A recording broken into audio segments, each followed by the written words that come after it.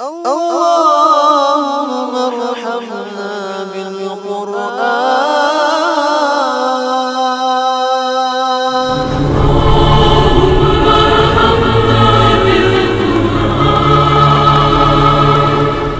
Assalamualaikum warahmatullahi wabarakatuh. Alhamdulillahil karimir rahman, 'allamal Qur'an, khalaqal insan, 'allamahul bayan. Asyhadu an la ilaha illallah wa asyhadu anna Muhammadar Rasulullah. Allahumma fasalli wa sallim wa barik ala hadzal nabiyil karimil ummiyil mustafa sallallahu alaihi wasallam wa ala alihi wa sahbihi wa sallim. Ya ayyuhalladzina amanu taqullaha haqqa tuqatih wa la tamutunna illa wa antum muslimun. Sidang jemaah rahimakumullah. Tema kita pada hari ini adalah man 'asha 'ala syai'in mata 'alaihi wa man mata 'ala syai'in bu'itsa 'alaihi. Bagaimana cara hidupmu, begitulah nanti cara matimu. Bagaimana kondisi matimu, seperti itu pula nanti kamu dibangkitkan dari kuburmu. Itu tema khutbah yang ingin khatib sampaikan pada hari ini. Sebelumnya mengingatkan diri sendiri, karena kematian itu tidak mengenal usia dan tidak mengenal apakah pangkat kita, karir kita sudah selesai atau belum. Kullu nafsin dha'iqatul maut. Kematian itu sama dengan rezeki, bukan dikejar, bukan dicari. Kematian itu mendatangi kita.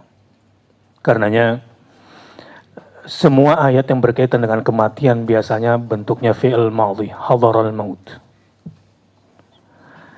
Sama dengan rezeki. Kematian itu mengunjungi kita, bukan kita yang mendatangi kematian. Banyak orang yang ingin mati tapi sampai sekarang masih hidup. Begitu juga rezeki. Banyak orang yang kelimpungan cari rezeki karena tidak pernah mengerti bagaimana cara sebetulnya menjemput rezeki yang pasti datang. Sedang jemaah rahimakumullah, bertakwalah kepada Allah dengan takwa yang sesungguhnya.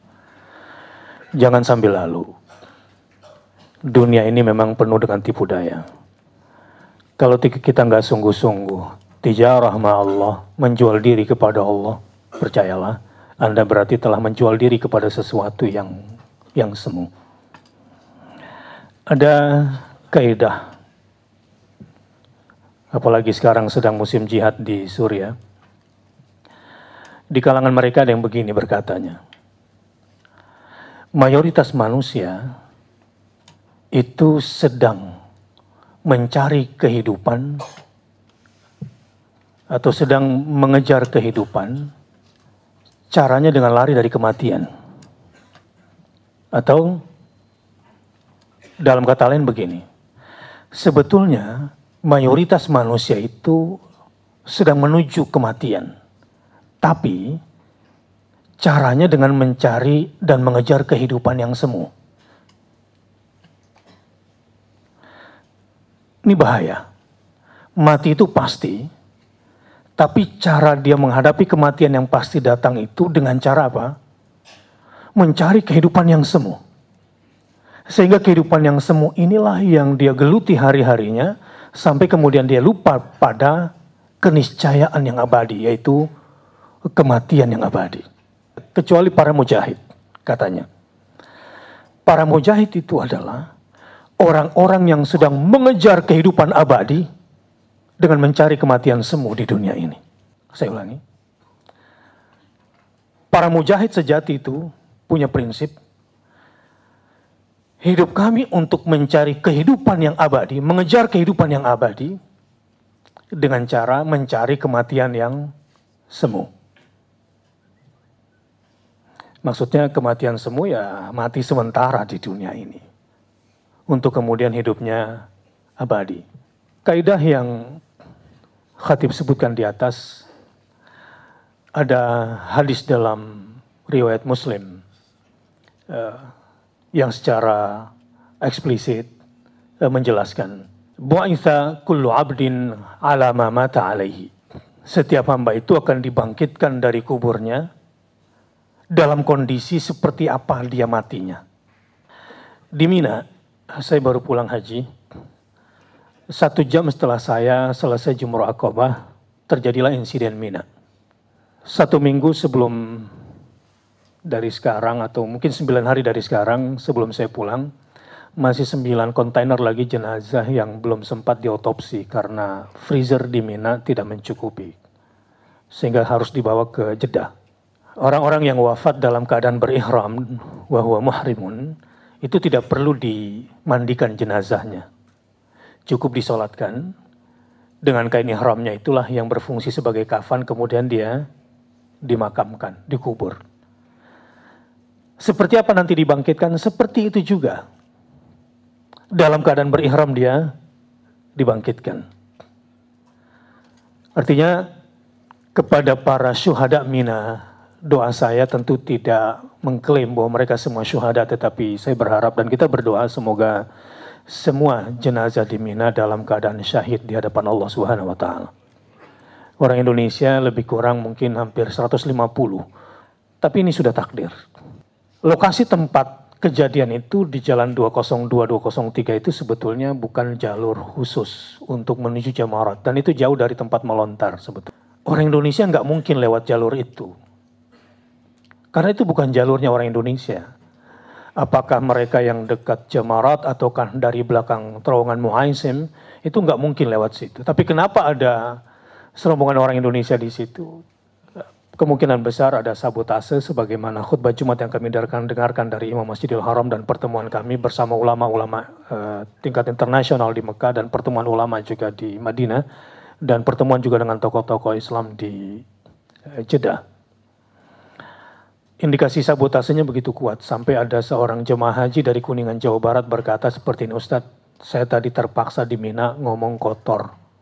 Ibu ngomong apa? Saya bilang ini, maaf, anjing apa orang sih? Karena orang Afrika tubuh kekar bertato ini menginjak jenazah sambil tertawa dan menari.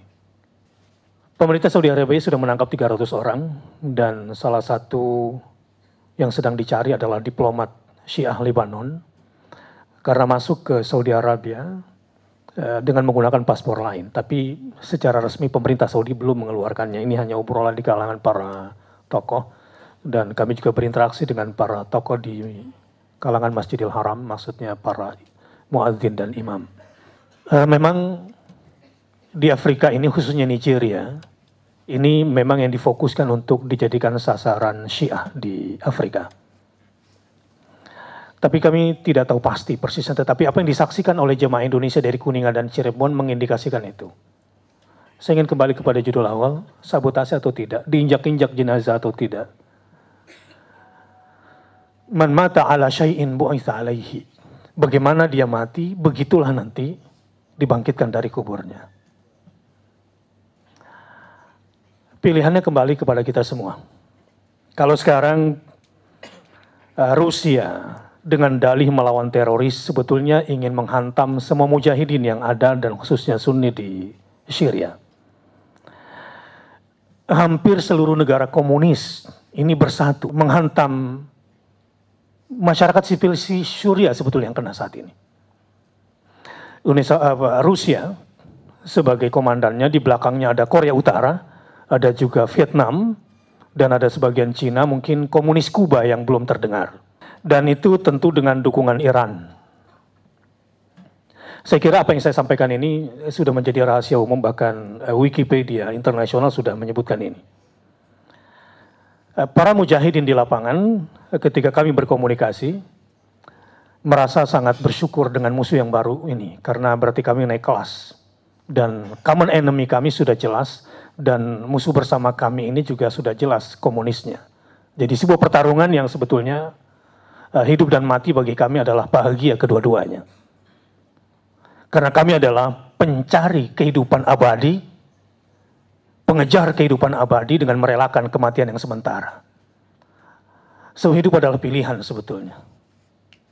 Para kesatria ketika berhadapan dengan musuh yang kuat, dia tersenyum dan tertawa. Wahai musuhku, kamu dengan semua senjatamu, karena Sukhoi dengan berbagai jenisnya, dan pesawat-pesawat tempur tercanggih Rusia, ini udah nggak ada lagi kode etik perang dunia atau kode etik peperangan ini, berbagai macam bentuk senjata, pemusnah massal semua sudah diuji cobakan di Suriah.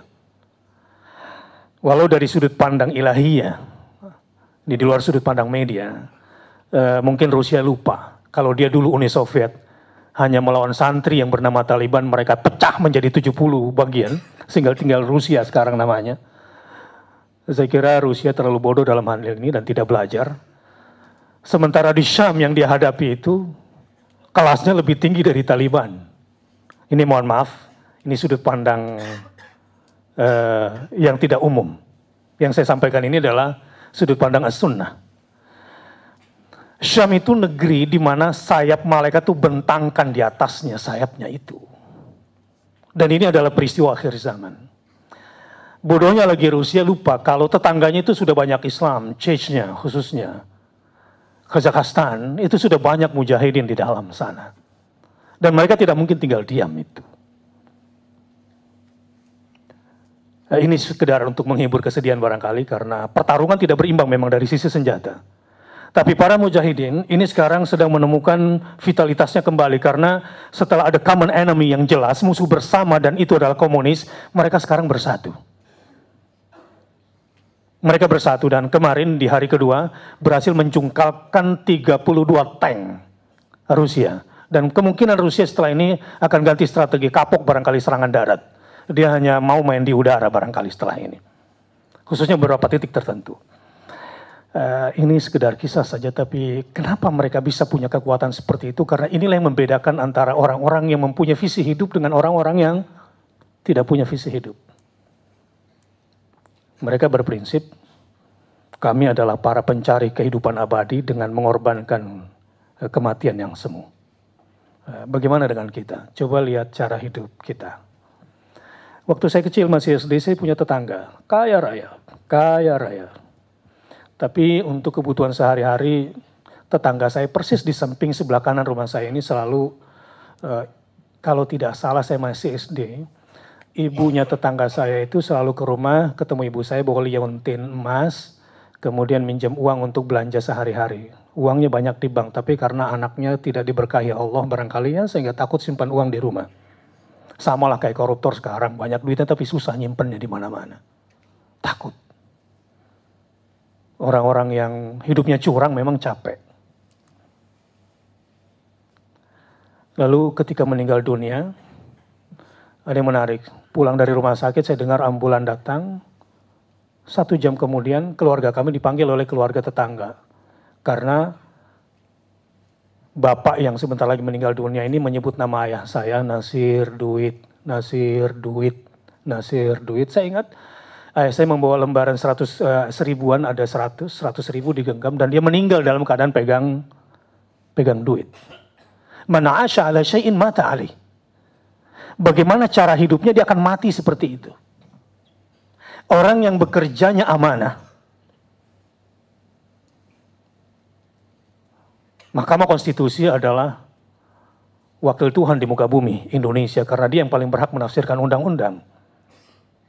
Jika dari atas sampai bawah, orang-orangnya adalah orang-orang yang amanah dalam hidupnya dan berdedikasi untuk bangsanya, maka dia mati dalam keadaan seperti itu. Tapi sebaliknya, memang ada tipe manusia setiap hari keluarnya memang kejahatan. Tapi statusnya resmi apakah anggota dewan, eksekutif, yudikatif. Tiap hari pekerjaannya kejahatan sebetulnya. Keluar dari rumah ingin berbuat jahat mentalnya. Apakah dia ingin korupsi, dia ingin komisi, dia ingin berkhianat. Dia dengan semua intriknya. Ada orang hidupnya memang terlahir untuk berbuat jahat. Man 'asha 'ala syai'in mata 'alaih. Bagaimana cara hidupnya, begitulah matinya. Dan bagaimana cara matinya? Bu'itsa 'alaih. Rasulullah SAW bersabda. Ini dari Abi Hurairah. Hadis Anas, hadisnya marfu'. Man mata sakranan fa innahu yu'ayin malakal maut sakranan. Barang siapa yang mati dalam keadaan mabuk, maka dia akan berhadapan dengan malaikat pencabut nyawa dalam keadaan mabuk. Wa yu'ayinu munkaran wa nakiran sakranan. Di dalam kubur ketika dibangkitkan berhadapan dengan malaikat mungkar dan nakir pun dalam keadaan mabuk. Wa yub'atsu yaumal qiyamati sakranan. Dan nanti di hari kiamat, ketika dibangkitkan pun dalam keadaan mabuk, sebagai pemabuk. Ila khandakin fi wasatu jahannam yusamma sakran. Dan dia tiba-tiba akan berada di tengahnya, di lembahnya neraka jahanam yang disebut wilayah sakran, wilayah pemabuk. Kata-kata ini tentu bisa saja mabuk karena khumar atau mabuk karena dunia atau mabuk syahwat. Bisa saja kesana maknanya. Seorang pemuda sudah 2 minggu koma di rumah sakit. Ini fakta. Sudah dibacakan la ilaha illallah, sudah dibacakan yasin, enggak sadar-sadar. Entah gimana ceritanya, ada teman dekatnya yang tahu tentang kehidupan dia, karena dia sangat hobi musik. Diperdengarkan musik. Setelah diperdengarkan musik, ada gerakan badannya, dan dia mati dalam keadaan mendengarkan musik. Dan cerita ini banyak dalam kehidupan keseharian. Orang yang suka berzina, matinya dalam keadaan berzina. Jamaah rahimakumullah. Jadi sesungguhnya kita sudah tahu. Nanti kita bakal mati dengan cara apa, sekarang kita udah tahu. Jadi kalau Anda pernah bertanya dalam hati Anda, nanti kira-kira saya ini husnul khotimah atau su'ul khotimah ya, gitu. Nanti kira-kira saya nih, hidup saya ini happy ending atau unhappy ending. Sudah tahu jawabannya. Bagaimana caranya? Coba cek dirimu dalam kesendirianmu. Dalam kesendirianmu, kecenderunganmu kepada ketaatan atau kepada kemaksiatan. Mana yang dominan dalam kesendirianmu? Yang paling dominan di dalam dirimu? Misalnya mau tidur. Lama nggak bisa tidur. Apa yang ada dalam pikiranmu? Jika yang dominan adalah kemaksiatan, maka kamu akan mati dalam keadaan bermaksiat. Tapi jika yang dominan adalah ketaatan, dalam kesendirianmu ketika kosong misalnya, tugas sudah selesai, ya misalnya sudah kita jalankan, kemudian kita kosong. Ketika kita menjalankan tugas pekerjaan kita ini amanah atau tidak, nanti ketika waktu kita kosong juga nanti kelihatan amanah atau tidak. Begitu cara mati kita nanti. Dan bagaimana cara mati kita, begitulah nanti kita dibangkitkan. Singkat cerita, bagaimana cara hidup kita, begitulah nanti cara mati kita. Dan bagaimana cara mati kita, begitulah kita dibangkitkan dari kubur kita. Semoga yang sedang berjihad di Suriah tidak mati dalam keadaan riya. Dan semoga kita tidak mati dalam keadaan tidak memperhatikan orang Islam yang sedang dibombardir di dunia ini. Apakah pantas kita mengaku muslim, sementara saudara kita dibantai oleh komunis dan komunis itu bersatu? Jangan Anda berkata ini eskalasi politik dunia. Bro, hari gini lu masih kayak begitu berpikirnya. Ini akhir zaman. Peta zaman jangan kau baca berdasarkan persepsi manusia. Kita umat Islam ini sudah punya ideologi. Cara memandang peristiwa itu tidak boleh lepas dari kacamata Al-Quran dan As-Sunnah. Tentu dalam koridor-koridor yang cerdas. Setidaknya minimal kirimkanlah doa buat saudara-saudara kita. Khususnya buat agamamu. Ada orang Islam tidak tahu Islam sehingga tidak memperjuangkan Islam. Ada orang Islam tahu Islam tapi tidak memperjuangkan Islam. Orang seperti ini tidak dibutuhkan oleh Islam sebab Islam tidak bisa jaya dengan dua jenis manusia ini. Ada orang mengerti Islam dan berjuang untuk Islam. Kepada orang seperti ini, Islam berharap. Tapi terlalu banyak orang Islam yang sudah menanggalkan Islamnya. Dia hanya berpikir untuk kepentingan dirinya. Kepentingan kelompoknya, atau bahkan hanya kepentingan negaranya. Padahal teritorial sebagai seorang Muslim adalah di mana ada orang Islam, di situ hidup. Dan mereka diusir, dan mereka dibantai, itu adalah teritorial Islam di mata orang Islam. Dan Indonesia, di undang-undang dasarnya sangat tegas. Menolak penjajahan di muka bumi. Dan adalah kewajiban bagi Indonesia untuk menyuarakan ini. Minimal dari masyarakatnya. Mendoakanlah saudara-saudaranya sedang susah. Allahumma a'izzal islam wal muslimin. Wa ahlikil kafarata wal musyrikin. A'daka a'da'adin. Barakallahu li wa lakum fil Qur'anil Karim wa nafa'ani wa iyyakum bima fihi minal ayat wa dzikril hakim wa taqabbala minni wa minkum tilawatahu innahu huwal ghafurur rahim. Alhamdulillahi wa kafa wassalatu wassalamu ala nabiyyil mustafa wa ala alihi wa sahbihi wa man tabi'ahu ila yaumil wafa. Asyhadu an la ilaha illallah wa asyhadu anna Muhammadar Rasulullah. Ya ayyuhalladzina amanu taqullaha faqad fazal muttaqun. Innallaha wa malaikatahu yusholluna 'alan nabi. Ya ayyuhalladzina amanu sallu 'alaihi wa sallimu taslima. Wahai umat Muhammad, jangan bermalas-malas bersalawat. Jangan bermalas-malas bersalawat. Minimal 10 kali di awal pagi dan 10 kali di awal malam. Allahumma salli ala Muhammad wa ala ali Muhammad wa ala sahabati ajma'in Abi Bakrin wa Umar wa Uthman wa Ali. Imam Ghazali, Imam Syafi'i, dan banyak sekali ulama di dunia mengatakan kalau ada orang yang mengkafirkan sahabat, sungguh dia telah kafir. Tapi gerakan sekarang yang hendak menghantam dan mengkafirkan sahabat, ini memang konsekuensi di sebuah akhir zaman sedang berjalan. Dan mudah-mudahan Indonesia tetap dalam damainya. Dan kita semua berkewajiban untuk mempertahankan kedamaian di Indonesia.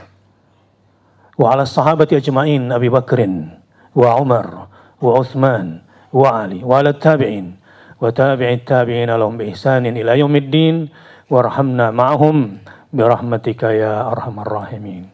Allahumma ighfir lil muslimina wal muslimat wal mu'minina wal mu'minat al ahya'i minhum wal amwat innaka sami'un qaribun mujibud da'wat ya qadiyal hajat.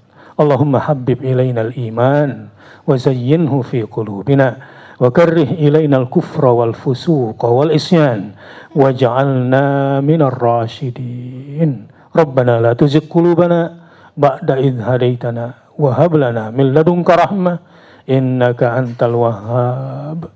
Allahumma inna nas'aluka salamatan fid din wa afiyatan fil jasad wa ziyadatan fil ilmi wa barakatan fil rizqi wa taubatan qabla al maut wa rahmatan 'indal maut wa maghfiratan ba'dal maut. Allahumma hawwin 'alaina fi sakaratil maut wan najata minan nar wal 'afwa 'indal hisab. Allahumma ansur man nasarad din wa khzul man khazalal muslimin. Ya Allah, tolonglah hamba-hambamu, menangkanlah hamba-hambamu yang menegakkan agamamu dan meninggikan kalimatmu. Allahumma ansuril mujahidin fi kulli makan. Ya Allah, menangkanlah para mujahidin dimanapun mereka berada. Menangkanlah. Tolonglah hamba-hambamu yang sedang berjihad di jalanmu, ya Allah. Allahumma a'izzal islam wal muslimin wa ahlikil kafarata wal musyrikin a'da'aka a'da'ad-din. Allahumma shattit syamlahum wa mazziq jam'ahum. Allahumma saddid ramyal mujahidin. Allahumma saddidhum. Allahumma saddidhum. Allahumma alif baina qulubihim. Ya Allah, satukanlah hati para pejuang-pejuang agamamu di jalanmu, ya Rabbal Alamin. Rabbana hablana min azwajina wa dhurriyyatina qurrata a'yun waj'alna lil muttaqina imama. Ya Allah, rezekikanlah kepada kami kekuatan dan kemampuan serta kelapangan rezeki untuk berjihad dengan harta di jalanmu, ya Allah. Setelah itu mampukan kami untuk bisa berjihad dengan nyawa dan mati di jalanmu demi tegaknya agamamu di bumi di mana kami berada. Rabbana atina fid dunya hasanah wa fil akhirati hasanah wa qina adzaban nar. Ibadallah, innallaha ya'muru bil 'adli wal ihsan wa ita'i dzil qurba wa yanha 'anil fahsya'i wal munkari wal baghi ya'idzukum la'allakum tadhakkarun. Fadhkurullahal 'azima yadhkurukum washkuruhu 'ala ni'amihi yazidukum wa la dzikrullahi akbar wallahu ya'lamu ma tasna'un.